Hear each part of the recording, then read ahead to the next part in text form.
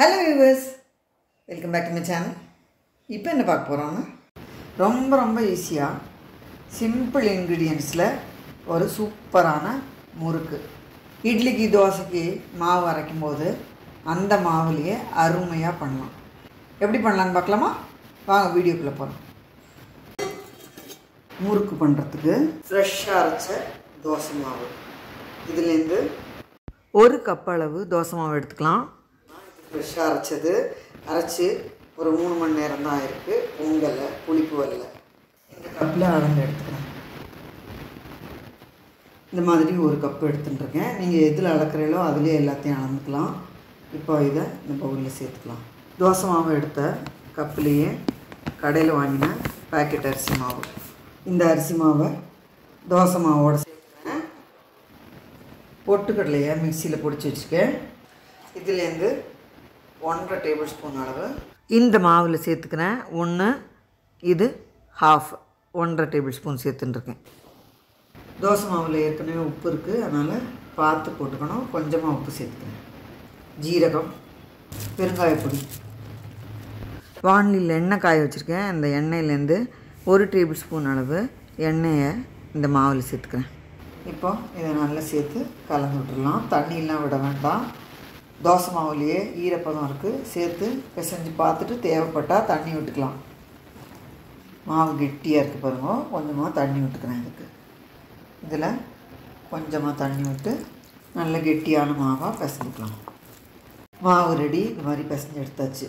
மேலே 1/4 டம்ளர் தண்ணி விட்டு பிசைஞ்சிருக்கேன். இப்போ ஒரு பிள்ளையார் இந்த மாதிரி பிள்ளையார் பிடிச்சி வச்சுட்டு தேங்காய் சில்லி போட்டு உழக்கில் வச்சுருக்கேன். க்ரீஸ் பண்ணியாச்சு. பசஞ்சு வச்சுருக்கிறேன். அந்த மாவுலேருந்து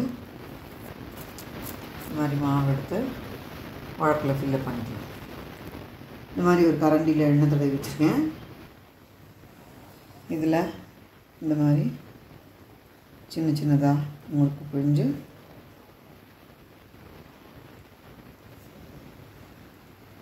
இந்த காஞ்ச எண்ணெயில்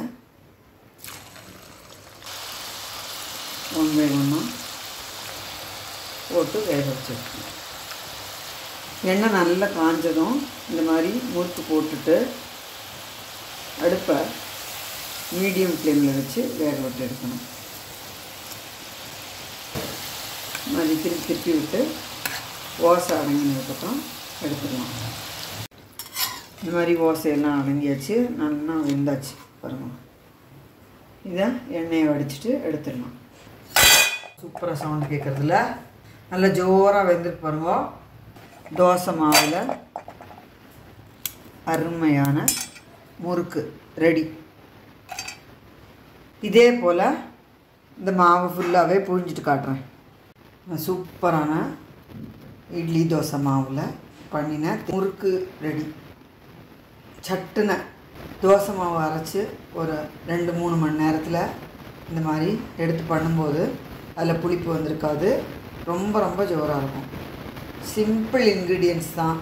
எல்லார் வீட்லேயும் அரிசி மாவு இருக்கும், பொட்டுக்கடலை இருக்கும். ஸோ அதை வச்சு ரொம்ப ஈஸியாக சட்டுன இந்த மாதிரி முறுக்கு பண்ணிடலாம். வியூவர்ஸ் கண்டிப்பாக ட்ரை பண்ணி பார்த்துட்டு உங்கள் ஃபீட்பேக்லாம் போஸ்ட் பண்ணுங்க. இந்த வீடியோ எல்லாருக்கும் யூஸ்ஃபுல்லாக இருக்கும்னு நினைக்கிறேன். லைக் பண்ணுங்கள், ஷேர் பண்ணுங்கள், சப்ஸ்கிரைப் பண்ணுங்கள். தேங்க்யூ ஃபார் வாட்சிங்.